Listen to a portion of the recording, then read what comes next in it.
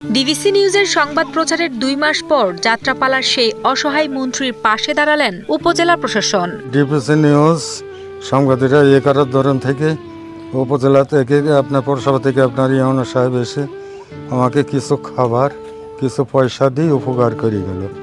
তারা যেন হোক আমার খুবই হেল্প করলো, তাদের ধন্যবাদ জানাই আমি। মঞ্চ কাঁপানো অভিনেতা সুনীল হালদারের মানবেতর জীবন নিয়ে ডিবিসি নিউজে প্রতিবেদন প্রকাশের পর তার নজরে আসে গাংনী উপজেলা প্রশাসনের। এরই প্রেক্ষিতে উপহার সামগ্রী ও আর্থিক সহায়তা নিয়ে এই গুণী শিল্পীর জীর্ণ কুড়ে ঘরে ছুটে যান উপজেলা নির্বাহী কর্মকর্তা আনোয়ার হোসেন।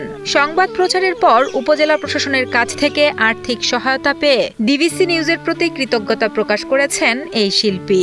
মিডিয়ার মাধ্যমে অথবা এলাকার মাধ্যমে জানতে পেরেছি, তো আমরা তাদের জন্য সরকারের সাহায্য বিভিন্নভাবে সাহায্য সহযোগিতা আমরা অব্যাহত রাখবো। তো আজকে তারই প্রেক্ষাপটে আমরা অল্প কিছু সাহায্য নিয়ে এসেছি। আমরা সমাজের সকলের কাছে আহ্বান থাকবে এই ধরনের মানুষদের জন্য, আমরা যেন সমাজের এই ধরনের পিছিয়ে পড়া মানুষদেরকে আমরা যেন সহায়তার জন্য এগিয়ে আসি। গত ১৯ জানুয়ারি ডিবিসি নিউজে মঞ্চ কাঁপানো মন্ত্রীর মানবেতর জীবন এই শিরোনামে একটি সংবাদ প্রকাশ করা হয়। সংবাদ প্রকাশ করার পর প্রতিবেদনটি নজরে আসে গাংনী উপজেলা নির্বাহী কর্মকর্তা আনোয়ার হোসেনের। এর ধারাবাহিকতায় গত ৬ মার্চ শুকনো খাবার ও নগদ আর্থিক সহায়তা নিয়ে অভিনেতা সুনীল হালদারের বাড়ি ছুটে যান তিনি।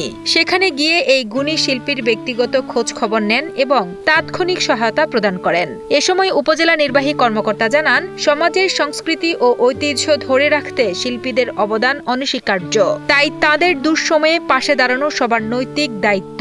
ভবিষ্যতে এই যাত্রা শিল্পীকে সব ধরনের সরকারি সুযোগ সুবিধা প্রদান করার আশ্বাসও দেন এই কর্মকর্তা। গাংনী উপজেলাধীন রায়পুর ইউনিয়নের হারিয়াদহ গ্রামের সুনীল হালদার নামীয় ব্যক্তি, আমরা জানতে পেরেছি উনি আগে একসময় যাত্রাপালাতে অথবা এতে একসময় খুবই ভালো অভিনয় করতেন, কিন্তু আজকে অনেক বছর ধরে তিনি অ্যাক্সিডেন্ট করে প্রায় ঘরে বসে আছেন, কোনো কাজকর্ম করতে পারেন না। তার পরিবারে এখন অনেক বয়স হয়ে গেছে, এখন তার পরিবারে তার স্ত্রী বিভিন্ন জায়গায় কাজ করে থাকেন, তো তাদের খুবই মানবতার অবস্থা। উল্লেখ্য, একসময় যার দাপুটে গর্জনে কাঁপত যাত্রাপালার মঞ্চ, সেই প্রতাপশালী মন্ত্রী আজ দুমুঠো অন্নের অভাবে ধুঁকছেন। মেহেরপুরের গাংনী কিংবদন্তি অভিনেতা সুনীল হাওলাদার ১৭ বছর আগে এক দুর্ঘটনায় চিরতরে পঙ্গু হয়ে গেছেন।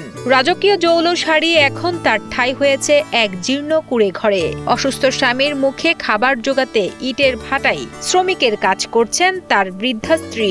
এই অবস্থায় প্রতিবন্ধী ছেলে আর নাতিকে নিয়ে চরম দারিদ্র্যে কাটছে এই গুণী শিল্পীর জীবন।